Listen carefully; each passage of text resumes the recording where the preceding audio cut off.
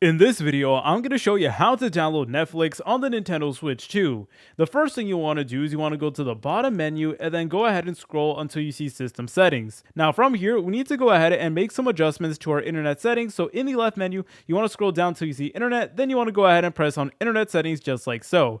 And essentially, we need to access a web browser, and it is through that web browser we actually are able to access Netflix. So you should already be connected to a Wi-Fi network right over here, and all you want to do is you want to select on your Wi-Fi network just like so. Then you want to go ahead and press on change settings. Once you see this, all you want to do is you want to keep on scrolling down until you see DNS settings. Now by default it will say automatic, but we need to change it from automatic to manual.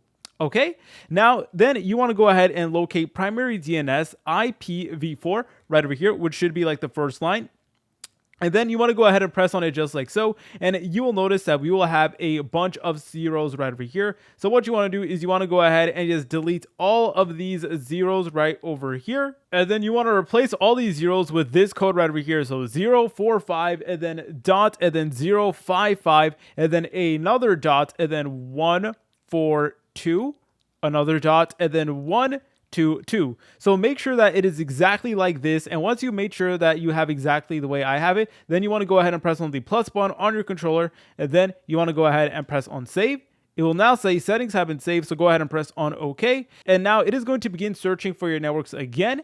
And now you want to go ahead and select on your network one more time, but this time you want to press on connect to this network. Then a menu like this will appear, and it is actually going to fail, but that is not an error that is supposed to happen, so do not worry about that. So you will notice that it will say this network requires user registration. So once you see that, all you want to do is you want to press on OK. And now it is going to give you this loading screen right over here, and eventually you're going to get a screen that looks like this, and all you want to do is you want to press on the first option that says go to Google.